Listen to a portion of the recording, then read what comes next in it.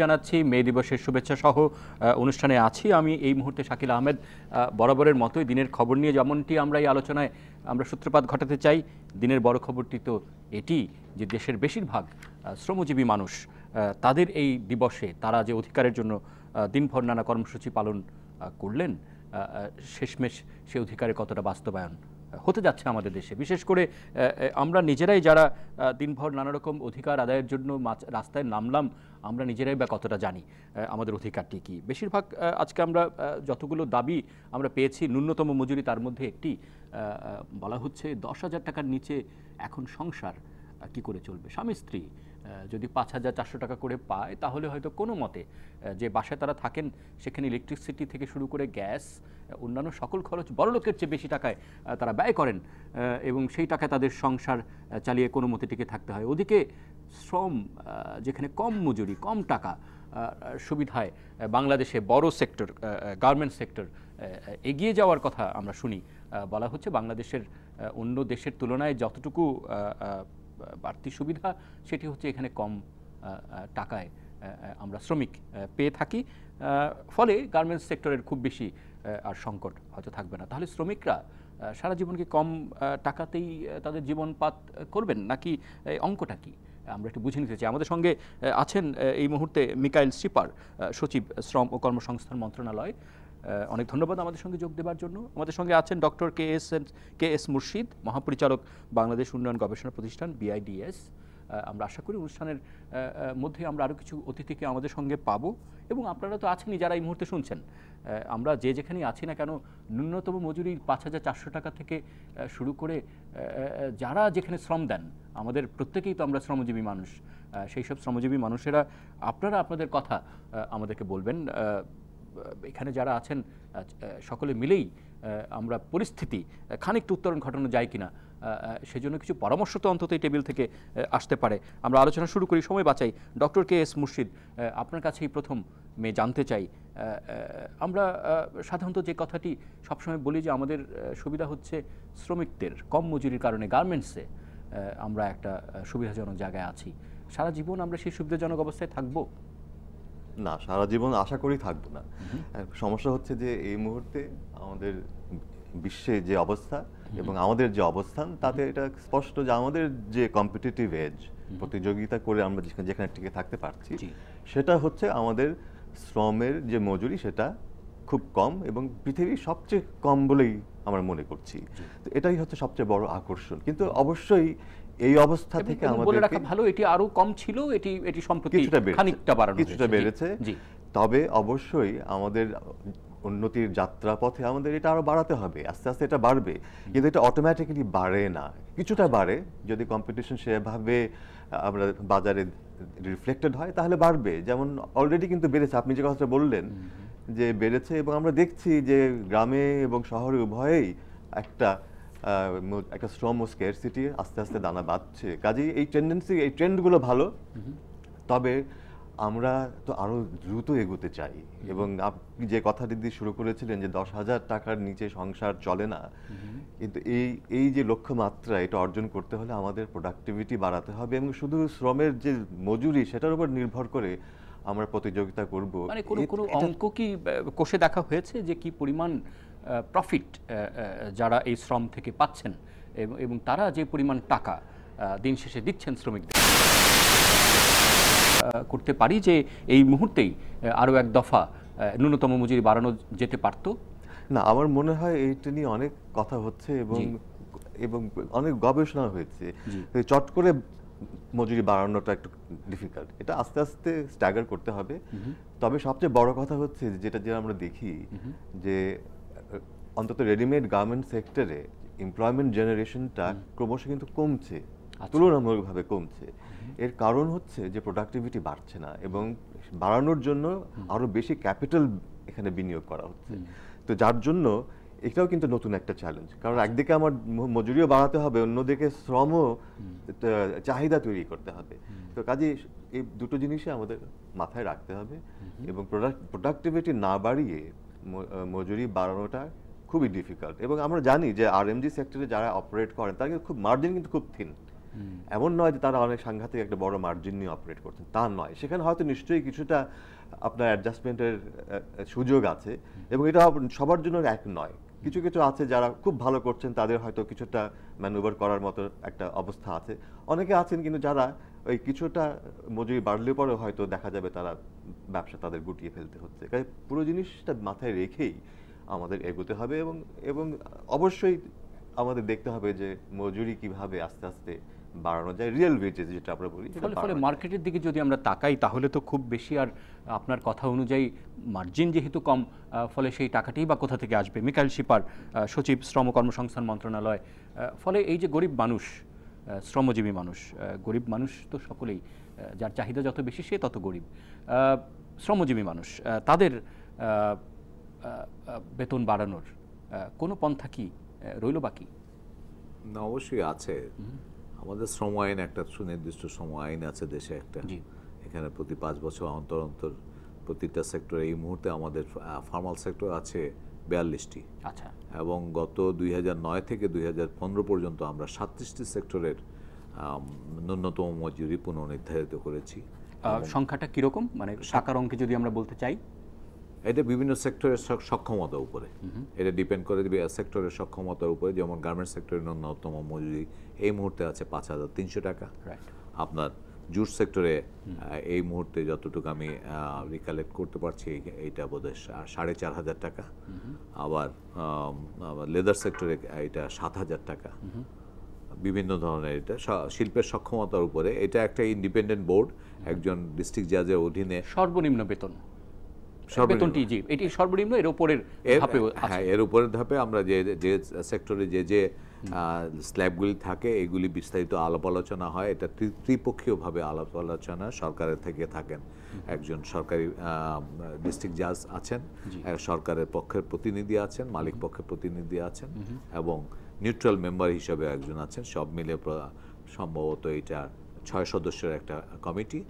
এই কমিটিতে আলাপ আলোচনা হয়, আলাপ আলোচনার ভিত্তিতে নির্ধারিত হয় যে ন্যূনতম মজুরি কোন সেক্টরে কী হবে। ইভেন বিড়ি শ্রমিক যেটা আমরা বলে থাকি, বিড়ি শ্রমিক, যদিও এই সেক্টরটা আস্তে আস্তে ধীরে ধীরে সংকুচিত হয়ে যাচ্ছে, তারপরেও বিড়ি শ্রমিককে আমরা গত 3 বছর আগে বিড়ি শ্রমিকেরও আমরা ন্যূনতম মজুরি নির্ধারণ। সেখানে আরও একটি আলোচনা আমি জানি যে আপনি যে ফর্মাল সেক্টর বলতে তা মাত্র তো আসলে 10 থেকে 15% মতো, এবং বাকি পুরোটাই কিন্তু ইনফর্মাল সেক্টর, এবং সেখানে তো ন্যূনতম মজুরি নির্ধারিত নেই। সেই আলোচনা আমরা ফিরবো, কিন্তু যে ফর্মাল সেক্টরেই, তার মানে কি কোনো আশার বাণী আর এই মুহূর্তে বাকি নেই 5 বছর না হবার? না, একটা আশার বাণী অবশ্যই আছে। আমি একটা এক্সাম্পল দিচ্ছি। আপনি গার্মেন্টস সেক্টরে দেখেন, 2010 সালে এটা কিন্তু 1,650 টাকা ন্যূনতম মজুরি ছিল। 2010 সালে এটা বৃদ্ধি করে 3,000 টাকা করা হয়েছে, এবং 2013 শ্রম আইনের সকল ধারা ব্যত্যয় ঘটিয়ে আমরা পরবর্তী 3 বছরের মধ্যে আমরা আবার পুনর্নির্ধারণ করেছি। এটা আবার 5,300 টাকা করেছি। প্রয়োজন বেসিসে আমরা যে কোনো সেক্টরে, এটা সরকার যদি মনে করে যে এই সেক্টরে আবার পুনর্নির্ধারণ হওয়া প্রয়োজন, তো অবশ্যই এটা আমরা করব। এটা যদিও আইনে আছে প্রতি 5 বছর অন্তর অন্তর রিভিউ করার সুযোগ। আপনার কাছে কি মনে হয় যে টাকা আমরা ন্যূনতম মজুরি ঠিক করা হয়েছে, সেই টাকায় একজন মানুষ যদি তাকে সুস্থভাবে স্বাভাবিকভাবে চলতে হয়, সম্ভব? এটা রিলেটিভ টার্ম। এখন আমি একজন সরকারি কর্মকর্তা হিসেবে বলতে পারি যে আমি এই মুহূর্তে যেটা পারছি, আমরা যদি পৃথিবীর অন্যান্য দেশ যদি দেখি, আমাদের কাছাকাছি অন্যান্য দেশ যদি আমরা বিবেচনায় নেই, তাহলে যদি কাছাকাছি দেখলে অবশ্যই আমরা যদি ভারত, পাকিস্তান এইসব দেখতে, মোটামুটি আমাদের অবস্থান একই ধরনের, এই কম বেশি এরকমই। শ্রমিক সেক্টরে ন্যূনতম মজুরি নির্ধারণ করা এবং বাস্তবায়ন করা দুইটাই বেশ ট্রাবলসাম ওয়ার্ক। এছাড়া অন্যান্য কিছু ওয়েস্টার্ন ওয়ার্ল্ডে কিছু ন্যূনতম মজুরি আছে, ওটা জাতীয় ন্যূনতম একটা স্যালারি থাকে যে ঘন্টা প্রতি আপনার এত ডলার দিতে হবে। আমাদের সঙ্গে এই মুহূর্তে আলোচনায় যোগ দিয়েছেন রাজিকুজ্জামান রতন, শ্রমিক নেতা, সাধারণ সম্পাদক, সমাজতান্ত্রিক শ্রমিক ফ্রন্ট। রাজিকুজ্জামান রতন, আপনাকে ধন্যবাদ আমাদের সঙ্গে আলোচনায় যোগ দেওয়ার জন্য। আমরা মূলত কথা বলবার চেষ্টা করছি শুরু থেকেই ন্যূনতম মজুরি নিয়ে। আপনি বোধহয় শুনছিলেন যে খুব বেশি, যেহেতু যে কথাটি আমরা এতক্ষণ পাচ্ছি, প্রফিট মার্জিন যেহেতু খুব বেশি নেই, যেখানে এখন থেকে আছে 5,300 টাকা গার্মেন্টস সেক্টরে যেমন সেটি আর বাড়ানোর আর কোনো সুযোগ আপাতত খোলা নেই, কিন্তু শ্রমিকরা কি এই টাকায় চলছে, অথবা বিকল্প প্রস্তাবনাগুলো কি শ্রমিকদের পক্ষ থেকে? শ্রমিকরা চলছে মানে শ্রমিকরা চলতে বাধ্য হচ্ছে। জি, একটা জিনিস খেয়াল করে দেখুন যে কয়েকদিন আগে সরকার একটা পে স্কেল ঘোষণা করেছে, 1 বছর আলাপ আলোচনা করে বাস্তবায়ন শুরু হয়েছে। এটা সরকার তার কিন্তু একটা বটম লাইন ঠিক করে দিয়েছেন যে সর্বনিম্ন কত হবেন, সর্বনিম্ন বেতন হবে ৮,২৫০ টাকা এবং বেসিক, তার সঙ্গে অন্যান্য আনুষঙ্গিক যুক্ত করলে এটা প্রায় ১৪,০০০ টাকার মতো হবে। পুলিশের ক্ষেত্রে এটা ১৬,০০০ টাকা, আর্মির ক্ষেত্রে এটা ১৭,০০০ টাকার মতো হবে, একদম যদি সর্বনিম্ন ধরি। তাহলে একই বাজারে সরকার কিন্তু সর্বনিম্নটা এই নির্ধারণ করলেন, সর্বোচ্চ তিনি হয়তো ৭৮,০০০ থেকে পরে ৮৭,০০০ পর্যন্ত গিয়েছেন। তাহলে আমরা একই দেশে আছি, সরকারি সেক্টরেই কত একটা আকাশ প্রমাণ মানে পার্থক্য। আর সরকারি বেসরকারি যদি ধরি তাহলে যেখানে ওখানে সর্বনিম্নটা ধরা হলো ৮,৫০০ টাকা স্কেলে, এখন কিন্তু আমাদের গার্মেন্টস পাচ্ছে ৩,০০০ টাকা স্কেলে। আচ্ছা, হ্যাঁ, তার ফলে একই দেশে যে কত বড় একটা মজুরি বৈষম্য কাজ করছে। ২ নম্বর, আমি যদি দেখি যে একটা মজুরি তো নির্ভর করে অনেকগুলো ফ্যাক্টরের উপরে। প্রথমত যে শ্রমিকরা কি উৎপাদন করে এবং কি পায়, দ্বিতীয়ত হচ্ছে যে একই প্রোডাক্ট যদি ইন্টারন্যাশনাল মার্কেটে হয়, তা লোকাল প্রোডাক্ট ইন্টারন্যাশনাল মার্কেটে সেটা যদি বিক্রি হয়, সেক্ষেত্রে মানে পাশাপাশি দেশগুলোর মধ্যে মজুরির পার্থক্যগুলো কীরকম। ৩ নম্বর হচ্ছে একটা শ্রমিক তার মেয়ার লিভিং, সাবসিস্টেন্স লিভিংয়ের কথা যদি বিবেচনা করি, তার কর্মক্ষম জীবনযাপন করতে গেলে তার কতটুকু আসলে তার পুষ্টি লাগে, কি তার অন্যান্য আয়োজন লাগে এবং তার জন্য এগুলো কিনতে তার কী পরিমাণ টাকা লাগে, সেটাও যদি বিবেচনা করি। গার্মেন্টসে আমাদের কম্পিটিশন কার সঙ্গে হচ্ছে? কম্পিটিশন হচ্ছে ভিয়েতনামের সঙ্গে, কম্পিটিশন হচ্ছে কম্বোডিয়ার সঙ্গে। কম্বোডিয়াতে জানুয়ারিতে তাদের সর্বনিম্ন মজুরি নির্ধারণ করা হয়েছে $140 বেসিক, এবং আরও আনুষঙ্গিক মিলে এটা হয়ে যায় $175। বাংলাদেশে কিন্তু সেটা হচ্ছে $67, $37 বেসিক এবং অন্যান্য আনুষঙ্গিক মিলে এটা হচ্ছে $67।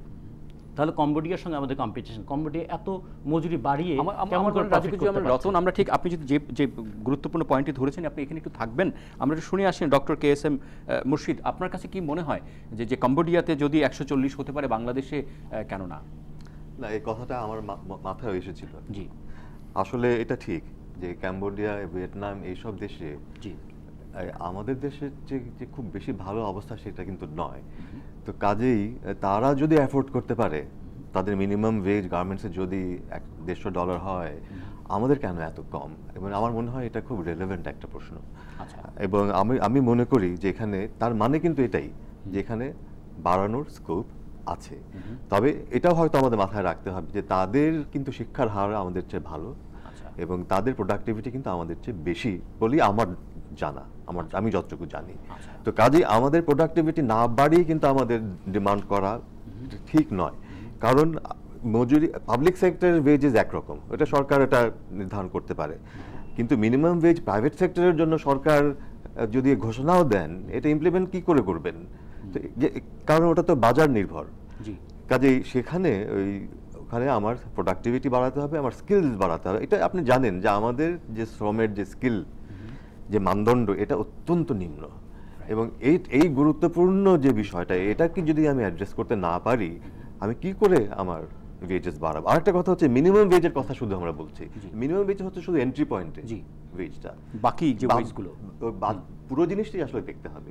হ্যাঁ, কাজেই আমার মনে হয় যে এটা খুব ইম্পর্টেন্ট একটা গুরুত্বপূর্ণ সেক্টর। অনেক চেঞ্জেস এখানে হচ্ছে, শ্রম বাজার কিন্তু খুব ডাইনামিক এখন। আমি যাদের সাথে কথা বলে দেখেছি সবাই কিন্তু একটা কথাই যদি বাড়ে তাহলে অটোমেটিক্যালি পরের গুলো সেখানে এফেক্ট হবে কিনা। মিকাইল শিপার, সচিব, শ্রম কর্মসংস্থান মন্ত্রণালয়, আপনার কাছে কি মনে হলো যে এই দুই দেশের তুলনায় আমরা তো পিছিয়েই থাকলাম? না, খুব একটা পিছিয়ে নেই।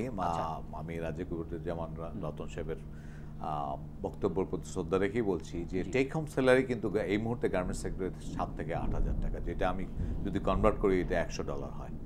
এটা একটা বিষয় আছে। তারপরে এটা বিষয়টা হচ্ছে সক্ষমতা।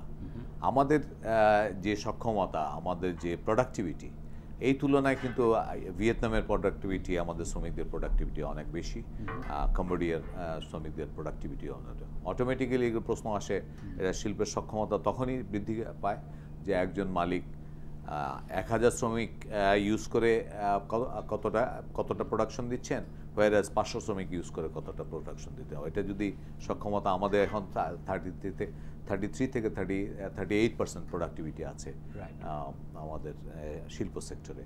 এই অবস্থায় একটা শিল্পের, বিশেষ করে গার্মেন্টস শিল্পই বলে না, যে কোনো শিল্প, সক্ষমতার বিষয়টা আগে দেয়।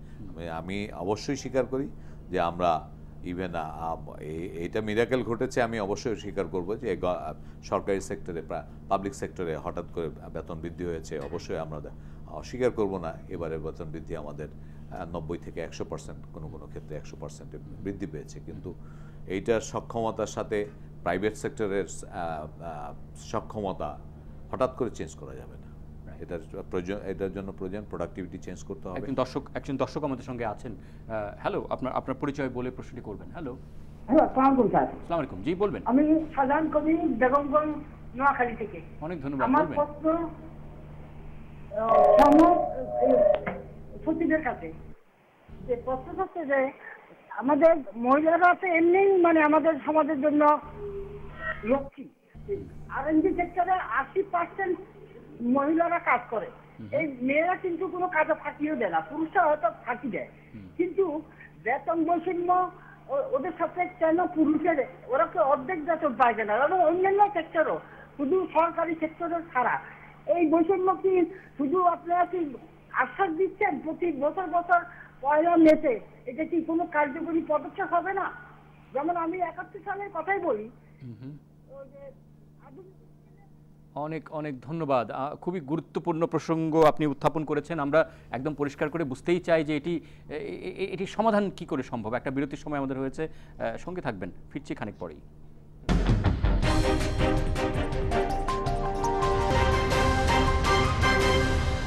ধন্যবাদ। সঙ্গে আছেন একাত্তর সংযোগে। আমরা কথা বলছি শ্রম দিবসে শ্রমজীবী মানুষের অবস্থা নিয়ে। নিজেদের অবস্থারও তো আমাদের উন্নয়ন ঘটানো দরকার, বিশেষ করে যারা ন্যূনতম মজুরি নিয়ে আমরা কথা বললাম এতক্ষণ, কিন্তু একই সঙ্গে আমরা অন্যান্য দেশের সঙ্গে যদি তুলনা করি তাহলে দেখি যে অন্যান্য অনেক জায়গায় তাদের স্কিল, তাদের দক্ষতা এমন এক জায়গায় পৌঁছেছে, অথবা নতুন নতুন সেক্টর যেখানে শ্রম বাজার যদি আমরা উন্মুক্ত করতে পারি, নতুন নতুন সম্ভাবনা তৈরি করতে পারি, তাহলেও তো একটা সমাধান কি হতে পারে কিনা। ডক্টর কে.এস. মুর্শিদ, আপনার কাছে আরও একবার ফেরত যাই। ওই যে আমরা শুনলাম বিরতির আগে, যেমনটি শুনছিলাম আমরা, যে আশেপাশের দেশ যেমন কম্বোডিয়া, সেখানে তারা কেমন করে বেশি শ্রম, বেশি টাকা, বেশি ন্যূনতম মজুরি নির্ধারণ করতে পারলো, কেন বাংলাদেশ পারছে না? আপনি বলছিলেন বিরতির মধ্যে এর একটি সমাধান। আমার মনে হয় এখানে কয়েকটা ফ্যাক্টর কাজ করেছে। একটা হচ্ছে যে তাদের labour force is more educated than ours. হ্যাঁ, কারণ ওখানে কিন্তু literacy rate is almost 80-90% for both men and women. আর আরেকটা ব্যাপার হচ্ছে ওখানে কিন্তু গার্মেন্টস ফ্যাক্টরিগুলো 90% বা তারও বেশি হবে বিদেশি ওন্ড, ফরেন ইনভেস্টমেন্ট। এবং ফরেন ইনভেস্টমেন্ট হলে পরে যেটা হয় সম্ভবত, যে ওখানে ওই যে লবিং করে, মানে এখানে আমাদের একটা যেটা সমস্যা, আমাদের পলিটিক্যাল ইকোনমি যে সমস্যাটা, সেটা হচ্ছে যে আমাদের এই গার্মেন্ট সেক্টরের lobbying power is very very powerful, এবং এই তাদেরকে মানে পাশ কাটিয়ে আপনি কোনো সিদ্ধান্ত যে নেবেন সেটা খুব ডিফিকাল্ট। কাজেই ওই সমস্যাটা ক্যাম্বোডিয়ান নাই। হ্যাঁ, সম্ভবত ভিয়েতনামের অনেক কম, কারণ ওখানে যে সেন্ট্রালাইজড অথরিটি অনেক বেশি পাওয়ারফুল। তো কাজেই এটা একটা ফ্যাক্টর। আর থার্ড ফ্যাক্টর হচ্ছে ওখানে কিন্তু শ্রমিকরা খুব ভোকাল, এবং ওই আমি সচক্ষে দেখেছি যে ওনারা যখন স্ট্রাইক করেছেন, দিনের পর দিন ওরা তাদের ওইটা মেনটেন করেছেন, এবং আলটিমেটলি সরকার এবং মালিক পক্ষ বাধ্য হয়েছে তাদের মিনিমাম ওয়েজ বাড়ানো। কিন্তু সেক্ষেত্রে তারা সেখানে, আপনি এর আগে যেটি বলছিলেন যে মিনিমাম মার্জিন অফ প্রফিট, সেই মার্জিন তারা কিভাবে, এটা তো আর্থিক খাত, এটি তো একটা বেসরকারি খাত, এটি দিন শেষে যতটুকু প্রফিট হবে সেই অনুযায়ী তার ডিস্ট্রিবিউট করবার সক্ষমতা তার থাকবে। তাই এখানে হচ্ছে এটা তো একটা অ্যাভারেজ ফিগার। হ্যাঁ, এখন এই অ্যাভারেজের মধ্যে অনেকে আছে যারা ভালো প্রফিট করছেন, অনেকে আছে যারা কোনো রকমই টিকে আছেন। আমরা একটা পলিটিক্যাল সিদ্ধান্ত নিতে পারি যে যারা কোনো রকমই টিকে আছেন তাদের আমার দরকার কি। হ্যাঁ, এখানে অনেক অপরচুনিটিস আছে, যারা ভালো করছেন তাদেরকেই আমরা আরো ফোকাস করি। অনেক নতুন গ্লোবাল অপরচুনিটিস তৈরি হচ্ছে, চায়নার অনেক জায়গা থেকে ছেড়ে চলে যাচ্ছে, সেখানে আমরা ঢুকতে পারছি বা পারবো, এগুলো সেটাই আমাদের আশা। কাজে এখানে স্কোপ অনেক আছে, পটেনশিয়াল অনেক আছে, এবং যেগুলো মার্জিনাল, যারা আমার মিনিমাম ওয়েজ 10,000 বা আমরা যেটাই ধরি না কেন এটা দিতে পারবে না, তাদেরকে আমার রাখার দরকার কি? আচ্ছা, তাদেরকে আমাদের রাখার দরকার কি? তাদেরকে না রাখলে প্রতিষ্ঠান চলবে কেমন? না, প্রতিষ্ঠান চলবে মানে কি, নতুন বিনিয়োগ হবে। আমি যেটা বলছি যে অলরেডি কিন্তু আমরা দেখছি যে বাজারে একটা tightening, labour market is tightening. আচ্ছা, হ্যাঁ, এখানে চাহিদা আছে এবং পার্টিকুলারলি মানে নন স্কিল্ড মানে সেমি স্কিল্ড এবং স্কিল্ড লেবারের জন্য প্রচুর প্রচুর চাহিদা, যার জন্য আমাদের যে বিদেশ থেকে এখন তেমন কোনো স্কিল না এমন লেবারও আমাদেরকে এখন আনতে হচ্ছে। আমরা যেমন সবশেষ শুনেছি যে পদ্মা সেতুতে তার ওয়েল্ডিং কাজের জন্য চায়না থেকে শ্রমিক এসেছে, সেই কাজটি তো আমাদের দেশের মানুষরাও কি করতে পারতেন না? মিকাইল শিপার, সচিব, শ্রম ও কর্মসংস্থান মন্ত্রণালয়। আমাদের সবচেয়ে বড় দুর্ভাগ্য হচ্ছে আমাদের 16 কোটি মানুষ, কিন্তু আমাদের ম্যাক্সিমাম আমরা লেবার সেক্টরে যারা আছে ম্যাক্সিমামই আমরা আনস্কিল্ড। আমরা এখনো পর্যন্ত গার্মেন্টস সেক্টর, যদিও আমরা অত্যন্ত ফর্মাল সেক্টর হিসেবে স্বীকার করি, ধরে রাখি, এবং গার্মেন্টস আমরা যেটা তৈরি করি সেটা খুবই বেসিক। বেসিক অন্য দেশে তারা আরেকটু হাই এন্ডেড প্রোডাক্ট করে। এইখানে এখনো পর্যন্ত আমরা শ্রমিকগুলি কিন্তু ওই এখনো আজকের দিনে যদি হিসাব করেন, আজকেও গ্রামের একজন গৃহবধূ এসে জয়েন করছেন গার্মেন্টসে আনস্কিল হিসেবে। কিন্তু এইখানে যদি আমরা স্কিল আগে থেকেই যদি রেডি করে রাখতে পারতাম যে স্কিল ম্যান পাওয়া, তো অটোমেটিক্যালি ওই লেবারের ওই শ্রমিকেরও বার্গেনিং ক্যাপাসিটি বাড়তো। ও বলতে পারতো যে না আমি তো এই ইয়েতে আমি বেসিক ইয়েতে কাজ করব না, হায়ার স্টেজে কাজ করবো, অটোমেটিক্যালি ওর ডিমান্ড বাড়তো, বাড়তো। আমাদের আরও একটা বড় দুর্ভাগ্য যে আমরা মেগা প্রজেক্ট কিছু কিছু আসছে, এই যে আমরা Padma bridge, even metro rail এবং আদার্স, এখনো পর্যন্ত আমরা ঠিক করতে পারিনি যে এখানে কি পরিমাণ আমাদের স্কিল ম্যান পাওয়ার দরকার। এইখানে আমরা অবশ্যই আমাদের টেকনিক্যাল হেল্প আমাদের বাইরে থেকে নিতে হবে, কিন্তু টেকনিক্যাল হেল্পের সাথে আমাদের একটা আন্ডারস্ট্যান্ডিং থাকতে হবে যে আমার লোককে তুমি শিখিয়ে দিয়ে আমি টেক ওভার, যেন 5 বছর পরে আমি টেক ওভার করতে পারি, এই ধরনের প্ল্যান প্রোগ্রাম কিছু কিছু প্রজেক্টে অলরেডি চলে আসছে। আমি শুনেছি যে কিছু কিছু মেগা প্রজেক্টে এই ধরনের প্রস্তাব এসছে যে কোম্পানিকেই দেওয়া হবে, ওনারা লোকাল লোকজনকে রিক্রুট করবেন, শিখিয়ে তারপরে ওনারা আপনার রেখে যাবেন টেক ওভার করার জন্য। তখন হয়তো বা আপনার এই লেবার সেক্টরে আপনার যে এই যে ধরনের পরিবর্তন হয়তো আসবে। বিরতির আগে আমাদের একটা প্রশ্ন ছিল নারী শ্রমিকের, তিনি বলছিলেন যে তাদের বেতন সবসময় কেন কম করা হয়, কি করলে পরে কারণ এটি তো শেষ পর্যন্ত বাজারের উপর নির্ভর করতে হয়। বাজারে যে পে করছে সে তো মানছে না, সে তো নারী শ্রমিককে কমই টাকাটা দিচ্ছে। এটা সম্ভবত সর্বাংশে সত্যি নয়, বিশেষ করে গার্মেন্টস সেক্টর, এবং আমি গার্মেন্টস সেক্টরে বলছি যে প্রায় 40 লক্ষ শ্রমিক কাজ করছেন এখন, এখানে 80% মহিলা। এখানে ওই নারী পুরুষের কোনো বৈষম্য নেই। আদার্স ফর্মাল সেক্টরে কম্পারেটিভলি না অনেক কম।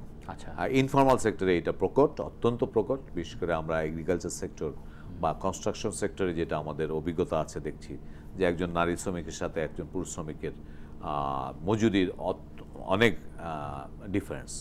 মানে এগুলি আমাদের সরকারি প্রশাসন বা সরকারি মেকানিজমে এখনো পর্যন্ত ওদের কাছে পর্যন্ত পৌঁছাতে পারেনি। ওদের ভবিষ্যতে আমাদের অন্যান্য এই জায়গাতে পৌঁছাতে কোনো কি পদ্ধতি আপনি দেখতে পান? রাজিকুজ্জামান রতন, বিশেষ করে নারী শ্রমিক যারা আছেন তাদের জীবন আমরা খানিকটা সহনীয় কি করে করতে পারি? এখানে দুটো জিনিস লাগবে, একটা হলো যে আমাদের অর্থনৈতিক পরিকল্পনা, আর একটা হলো যে আমাদের মানসিক গড়ন।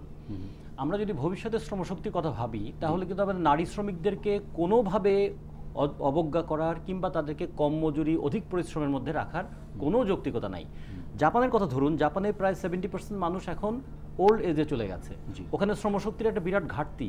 আর আমাদের দেশে দেখুন, আমাদের 49% এখনও শ্রমশক্তি, তারা হচ্ছে 24 বছরের নিচে।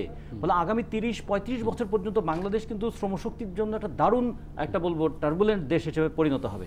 এটার পিছনে একটা বিরাট ভূমিকা আমাদের অপুষ্ট অধিক পরিশ্রমে কাতর এই মায়েদের ভূমিকা। তারা সন্তান ধারণ করে বলে এখনও আমরা বিরাট একটা শ্রমশক্তি পাচ্ছি। রাষ্ট্র যদি এটার দায়িত্ব না নেয়, এটা যদি শুধুমাত্র ওই নারী শ্রমিকের ব্যাপার হয়, একদিন কিন্তু আমাদের দেশে এইরকম পরিস্থিতিতে পড়ে যাব যে আমাদের বিরাট একটা বার্ধক্য পীড়িত জনশক্তি থাকবে, কিন্তু আমাদের সেই নতুন শ্রমশক্তি আসবে না। ফলে নারী শ্রমিকদের ক্ষেত্রে এটা কিন্তু শুধুমাত্র তাদের দয়া নয়, তাদের প্রতি দয়া করা নয়, তাদের প্রতি করুণা করা নয়। আমি যদি সমাজের ভবিষ্যতের কথা ভাবি, তাহলে নারী শ্রমিকদের মজুরি এবং তাদের নিরাপত্তা এবং তাদের পুষ্টি এই বিষয়টা বিবেচনা করা উচিত। আরেকটা জিনিস আমি যদি বলি, নারী শ্রমিক যাকে কম টাকা দেওয়া হলো, তিনি কি তার স্থানীয় মেম্বার বা চেয়ারম্যানের কাছে যে বিচার চাইতে পারবেন? এটার কোনো বিধান তো নাই আসলে। আমাদের তো যেহেতু আমরা বললাম যে ইনফর্মাল সেক্টরটাই হচ্ছে আমাদের বিরাট সেক্টর, প্রায় 87.4% শ্রমিক হচ্ছে তার ইনফর্মাল সেক্টরে। তাদের ক্ষেত্রে মূল প্রবণতা কি? কানা মোনা, মানে কাজ নাই তো মজুরি নাই। নারী এবং পুরুষের নারী এবং পুরুষের, এবং সবসময় আপনারা দেখবেন যে একটা যখন সোসাইটিতে যদি কোনো দুর্দশা নামে, নারীর উপর দুর্দশার রেটটা অনেক বেশি থাকে। আমরা এই প্রসঙ্গটি জানি, আমরা সমাধান খুঁজবার চেষ্টায় আছি। মিকাইল শিপার, কোনো আইন কি আছে যে নারী শ্রমিককে যদি আমি কম টাকা দেই, আমি একজন না, নিয়োগকর্তা সংবিধানের প্রোটেকশন দেওয়া আছে, শ্রম আইনের প্রোটেকশন, সম কাজে সম মজুরি দিতেই হবে। আচ্ছা, এইটাতে কোনো কম্প্রোমাইজ নেই। হ্যাঁ, ইনফর্মাল সেক্টরে আমরা যেটা করছি, আমরা আশার কথা বলবো এই কারণে যে আমরা খুব 2013 সালে শ্রম আইন সংশোধন করেছি, কিছু কিছু আমরা এইখানে আপডেট করেছি, যে নতুন নতুন সার্ভিস সেক্টর আউটসোর্সিং যেগুলি কোম্পানিগুলি, ওদেরকে রেজিস্ট্রেশনের আওতায় এনেছি। এর মাধ্যমে যেসব শ্রমিক আপনার মূল কর্মক্ষেত্রে নামবেন তাদের প্রোটেক্টেড করা আমরা চেষ্টা করছি। আউটসোর্সিং কোম্পানিগুলিকে রেজিস্টার্ড হতে হবে, ওদেরকে শ্রম আইনের বিধান অনুযায়ী ন্যূনতম চাহিদা পূরণ করতে হবে সংশ্লিষ্ট শ্রমিককে। এইসব কার্যক্রম আমরা শ্রম আইন সংশোধনের মাধ্যমে করেছি। কিন্তু এখানে একটা প্রশ্ন আছে যে মজুরির হারটা কি হবে? যেমন আমাদের 42টা সেক্টর আছে, 42টা সেক্টরে যে মজুরির হারটা নির্ধারণ করা হয়েছে, সেই মজুরির হারের তুলনায় কম দিলে তখন তারা কথা বলতে পারবে, কিন্তু মজুরির হারটাই যদি কম থাকে তাহলে তাদের সুরক্ষাটা কি থাকবে? ফলে আমরা মজুরির হার তো ওই ডিপেন্ড করছে ওই আপনার শিল্পের সক্ষমতা। আমি একটা কথাই বলবো, আমি একটা জিনিস যদি একটু উদাহরণের জন্য বলবো, এখানে মুর্শিদ সাহেব আছেন, যে ধরেন এখন একটা রিপোর্ট এখানে এসেছে যে আমেরিকাতে যে জিন্স যেটা বিক্রি হয়, মেন্স কটন জিন্স, সেটা $37.91 যেটা বিক্রি হয়, সেটা ভিয়েতনাম থেকে ওরা নেয় $8.65, বাংলাদেশ থেকে নেয় $8.41, নিকারাগুয়া থেকে নেয় $8.44 এবং হন্ডুরাস থেকে নেয় $8.87। মানে বাংলাদেশ থেকে এবং সমস্ত নেওয়ার রেটটা একই, কিন্তু দেখেন মজুরির হারের ক্ষেত্রে কিরকম পার্থক্য হয়ে গেল। বাংলাদেশের শ্রমিক সেই ক্ষেত্রে মজুরি পায় 0.21 সেন্ট, ভিয়েতনামে পায় 0.51 সেন্ট, নিকারাগুয়াতে পায় 1.5 সেন্ট এবং হন্ডুরাসে পায় 1.72 সেন্ট। তাহলে এই সমস্ত জায়গায় কিন্তু মজুরির হারটা আবার অনেক বেশি। একই জিনিস যেটা আমেরিকাতে বিক্রি হচ্ছে $37, ওরা বাংলাদেশ থেকে কিনছে $8। শ্রমিককে এখানে মজুরি বাবদ পাচ্ছে মাত্র 21 সেন্ট, মানে 17 টাকা। তাহলে এক্সপ্লয়টেশনটা কিন্তু শুধু বাংলাদেশের শ্রমিক করছে তা না, মালিকরা করছে তা না, এটা একটা গ্লোবাল এক্সপ্লয়টেশনের শিকার হয়েছে আমরা, সামগ্রিকভাবে বিশ্ব শোষণের শিকার। বাংলাদেশের মালিকরা শোষণ যেমন করে, বিদেশি বায়াররাও কিন্তু তার চেয়ে কম শোষণ করে না। সেই জায়গায় সরকারের একটা ভূমিকা থাকা উচিত, অন্তত একটা বটম লেভেল তৈরি করা উচিত যে এর নিচে শ্রমিকের মজুরি দেওয়া যাবে না। কারণ আমরা তো দেখেছি পৃথিবীর অন্য দেশে দিতে পারলে আমার দেশের শ্রমিকরা পাবে না কেন? আর এই শ্রমিকের মজুরি মানেই হচ্ছে আমার ইন্টারনাল হোম মার্কেট। শ্রমিকরা মজুরি পায় মানে সেই মজুরি দিয়ে তো দেশের জিনিসপত্র কেনে।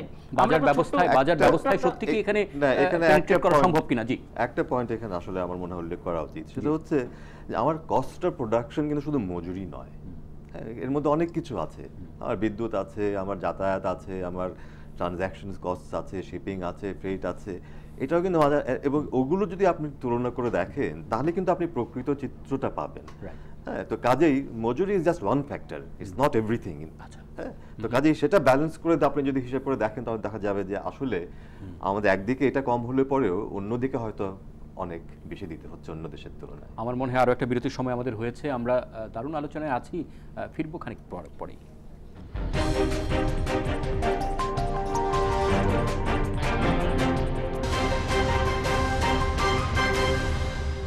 আবার আমরা ফিরলাম একাত্তর সংযোগে। আমরা কথা বলছি মূলত শ্রমের মজুরি এবং শ্রমিকের অধিকার প্রসঙ্গে। যদিও এরই মধ্যে আমরা খবর পাচ্ছি কারওয়ান বাজারে বড় ধরনের আগুন লেগেছে এবং সেখানে এরই মধ্যে 15টি ইউনিট কাজ করতে শুরু করেছে। হাসিনা মার্কেটের নাম আমরা শুনছি, সেখানে আছেন আমাদের সহকর্মী। আমার মনে হয় সবার আগে আমরা সেই খবরটি নেবার চেষ্টা করি। আছেন সেখানে সহকর্মী জেমসন মাহবুব। জেমসন, আপনি শুনতে পাচ্ছেন আমাকে?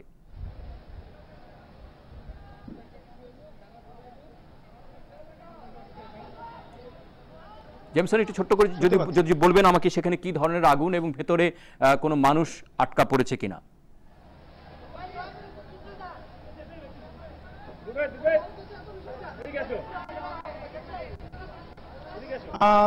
আসলে আজকে কিছু আগুনটি লেগেছে এবং এখন থেকে আগে এখানে আমরা যখন এসেছি তখন দেখি আগুনটি লেগেছে এবং আমি যেখানে দাঁড়িয়ে রয়েছি আপনার যদি আমি একটু ভেতরের দিকে যাচ্ছি, কারণ যে আগুনটি লেগেছে যেখানে সেটি হচ্ছে পাশ সেটি হচ্ছে হাসিনা মার্কেট।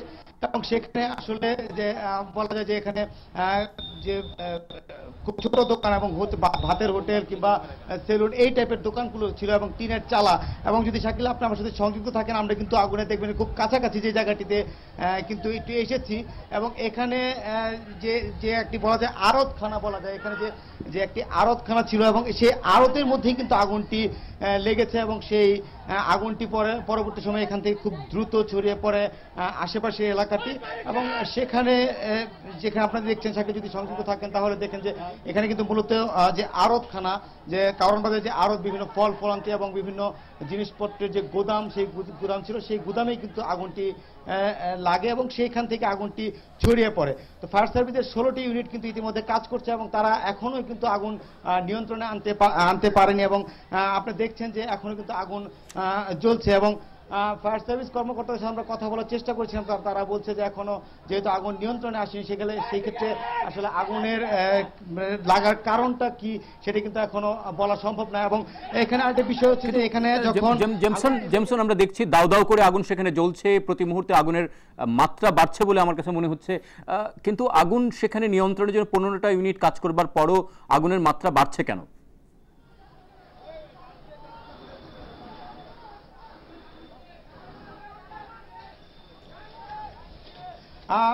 আসলে এখানে বিভিন্ন ধরনের জিনিস কিন্তু রয়েছে। আপনারা জানেন যে এখানে কিন্তু একটা গোদাম ছিল এবং সেখানে বিভিন্ন ধরনের দোকান ছিল এবং সেই গোদাম এবং দোকানে হয়তোবা কোনো দাহ্য পদার্থ ছিল, যে দাহ্য পদার্থের কারণে আগুনগুলো কিন্তু ছড়িয়ে যাচ্ছে।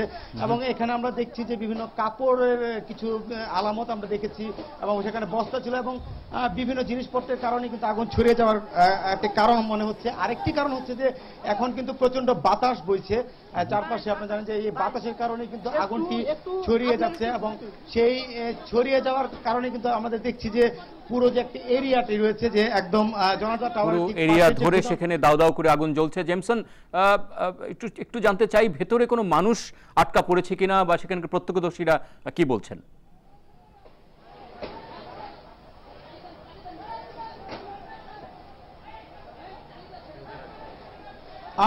শাকিল, এখন পর্যন্ত আমরা আসলে কোনো আহত কিংবা হতাহতের কোনো খবর পাইনি, কারণ আজকে ছিল মে দিবস। মে দিবসে মোটামুটি এখানে কিন্তু তাদের বলা যায় শ্রমিক দিবসের কারণে মানুষজন ছিল না খুব একটা, এমনটি আমাদেরকে বলছেন।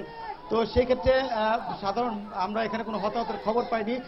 তবে ধারণা করা হচ্ছে যে কিছু কিছু লোক হয়তোবা জানেন যে এখানে যে আপনার যে রাতের বেলা যে বাজারটি বসে সেই বাজারের কারণে কিন্তু কিছু কিছু লোক হয়তোবা আসতে শুরু করেছিল।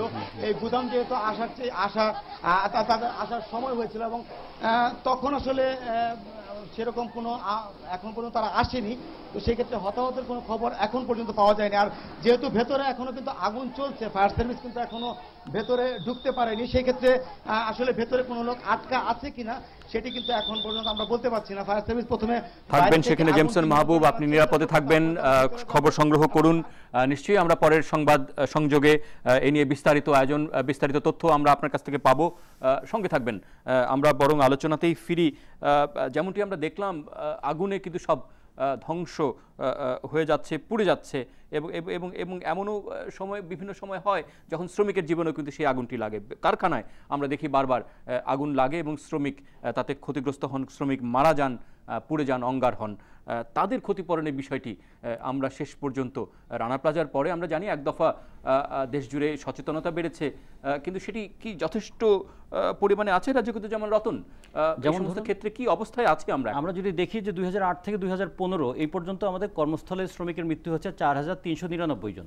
এর মধ্যে পোশাক খাতে মারা গিয়েছে 1572, পরিবহনে মারা গিয়েছেন শ্রমিক 1282 এবং নির্মাণ খাতে 722। এই তিনটা বড় সেক্টরে আমরা শ্রমিকের মৃত্যু লক্ষ্য করছি। কিন্তু দুঃখজনক বিষয় হলো এটাই যে আমাদের শ্রম আইনে ক্ষতিপূরণ নির্ধারণ করা হয়েছে যদি কেউ মৃত্যুবরণ করে, কর্মক্ষেত্রে মৃত্যুবরণ করলে 1 লাখ টাকা এবং স্থায়ীভাবে কর্মক্ষমতা হারালে, যেমন তার 2 হাত যদি নষ্ট হয়ে যায় কিংবা 2 পা যদি নষ্ট হয়ে যায় তাহলে সে ক্ষতিপূরণ পাবে। চিরস্থায়ী পঙ্গু হলে 1,25,000 টাকা। যদি তার হাতের বুড়ো আঙুল নষ্ট হয়ে যায়, কেটে যায়, কাজ করতে না পায়, তাহলে ক্ষতিপূরণ মাত্র শ্রম আইনে আছে 30,000 টাকা।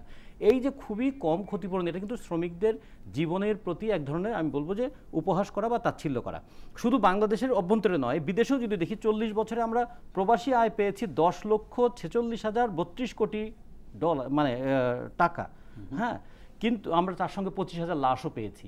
বাইরে যারা কাজ করতে যায় তাদের প্রতি বছর প্রায় গড়ে 2,000-এর মতো আমাদের লাশ আসে। তাহলে 98 লক্ষ মানুষ যারা দেশের বাইরে কাজ করছে তাদের জীবনও কিন্তু ঝুঁকিপূর্ণ। আমরা বলতে চাই যে আমরা লেবার সেন্ডিং কান্ট্রি হিসেবে আমরা শ্রমিক পাঠাই, রেমিটেন্স আনি, সেই সমস্ত দেশেও যেমন আমাদের একটা ভূমিকা পালন করার প্রয়োজন আছে। আর আমাদের দেশের শ্রমিকের নিরাপত্তার বিষয়টা খুবই গুরুত্বপূর্ণ বিষয়। এক্ষেত্রে আমরা মনে করি নিরাপত্তা কর্মস্থলে যদি মালিকের অবহেলার কারণে শ্রমিকের মৃত্যু হয় তাহলে একটা শাস্তির বিধান যেমন থাকতে হবে, সাথে সাথে ক্ষতিপূরণ, যাতে যে কর্মক্ষম মানুষটা যেন ভিক্ষুকে পরিণত না হয়, একদিন যে হাত কাজ করতে এসেছিল অথবা তার পরিবার যেন পঙ্গু হয়ে ভিক্ষুক না হয়, এই জন্য তার স্থায়ী পুনর্বাসন এবং চিকিৎসার ব্যবস্থা করা দরকার। সেটাও আমাদের আপনি শুনছিলেন এবং নিশ্চয়ই আপনিও তো জানেন। ফলে এটিকে যথেষ্ট বলে মনে হচ্ছে। সরকারের কি নতুন কোনো পরিকল্পনা আছে কিনা? না, শ্রম আইনটা মূলত আমাদের শুধু একটা সেক্টরের জন্য না, গার্মেন্টস সেক্টর বা অন্য কোনো স্পেসিফিক সেক্টরের জন্য না, এখানে 42টা সেক্টরকে একত্রিত করে শ্রম আইন করা হয়েছে। এবং এখানে বিড়ি শ্রমিক থেকে শুরু করে গার্মেন্টস শিল্পে কর্মরত হাইটেক শ্রমিকও আছেন বা বিভিন্ন সেক্টরে হাইটেক শ্রমিক আছেন। এখন একজন মালিকের সক্ষমতা যতটুক এভারেজ আমরা করে দিতে পারবো না। এটা হঠাৎ করে আমরা 5 লক্ষ 10 লক্ষ টাকা করে দিতে পারবো না। যে আমি দেখতে হবে যে আমার বিড়ির মালিক যে আছেন, ইভেন একটা সিনেমা হলের মালিক যে আছেন, যেটা সিনেমা হল তো এখন নষ্টই হয়ে যাচ্ছে, বা অন্যান্য সেক্টরের মালিক, তারও সক্ষমতার বিষয়টা দেখতে হবে। তা অবশ্যই আমরা গুরুত্ব দিয়ে বিবেচনা করছি। এইটার সাথে সাথে আমরা আরেকটা স্ল্যাব করে দেওয়া সম্ভব যে আয় যদি এত থেকে এত টাকা হয় তাহলে তার শ্রমিকের ক্ষতিপূরণ পাবে এত, এত থেকে এত হয় সেই শ্রমিকের ক্ষতিপূরণ পাবে এত। হ্যাঁ, এইগুলো এইভাবেই চিন্তা ভাবনা করা হচ্ছে। আমরা শ্রমিক কল্যাণ তহবিল করা হয়েছে সরকার থেকে, এবং এই শ্রম আইনে যখন সংশোধন করেছিলাম এইটার প্রেক্ষিতে আমরা সংশোধনকালীন আমরা রপ্তানি শিল্প সেক্টরের জন্য আমরা আলাদা একটা করেছি, শ্রমিক কল্যাণ তহবিল করেছি, যে টোটাল রপ্তানি মূল্যের 0.03%। এটা আশা করা যাচ্ছে যদি 100% আমরা এটা করতে পারি, আদায় করতে পারি। এটা এখনো বোধহয় প্রায় 2000 প্রতিষ্ঠান সেখানে নিবন্ধন করেননি তারা। এটা গতকালকে ডেভেলপমেন্ট, এটা করতে হবে, আদারওয়াইজ তো দেশে ব্যবসা করতে হলে দেশে আইন তো মানতেই হবে। আমার মনে হয় আমাদের অনুষ্ঠানের সময় আমাদের ফুরিয়েছে। কোনো আশার কথা কি শোনাতে পারেন ডক্টর কে এস মুর্শিদ? কি মনে হয় আমাদের শ্রমিকদের জীবন মান কি ভবিষ্যতে আপনি খানিকটা ভালো দেখতে পান? দেখুন, এটা আমাদের সচেতনতা অবশ্যই বৃদ্ধি করতে হবে। আমি সম্পূর্ণ একমত যে আমরা এই বিষয়ে যথেষ্ট চিন্তা করছি না, এখনো করছি না। যেমন আমাদের ডিসেবিলিটি ইন্স্যুরেন্স নাই, বা বিদেশে যে আপনি যে বললেন যে 25,000 লাশও আসে সাথে সাথে, আসলে বিদেশে আমাদের শ্রমিকের যে কি অবস্থা সেটা নিয়েও আমাদের এখানে যথেষ্ট অ্যাওয়ারনেস নাই, এবং তাদের যে অধিকারগুলো সেটা যে লাঞ্ছিত হচ্ছে বা ধূলিষ্ট হচ্ছে সেই বিষয়ে আমার মনে হয় আরো চিন্তা করা প্রয়োজন। কাজে আমরা শুধু যে খুশি হলাম যে রেমিটেন্স আসলো, দিস ইজ নট এনাফ। আসলে যারা কষ্ট করে করছেন যে এই প্রতিদানটা যথাযোগ্য মর্যাদাটাও দিতে হবে এবং যথাযথ শ্রমের মূল্যটাও দিতে হবে, এবং সেই জন্য মানসিকতা পরিবর্তন একটি বড় কাজ হয়তো হতে পারে। তবে আঘাত ছাড়া পরিবর্তন খুব কম সময় হয়েছে। ভালো থাকবেন সকলে। শ্রমিকের জীবন, সকল শ্রমিকের জীবন আমাদের মতো আরেক ধাপ ভালো হবে, সে আশা রেখে অনুষ্ঠানে আজকে বিদায় চাইছি।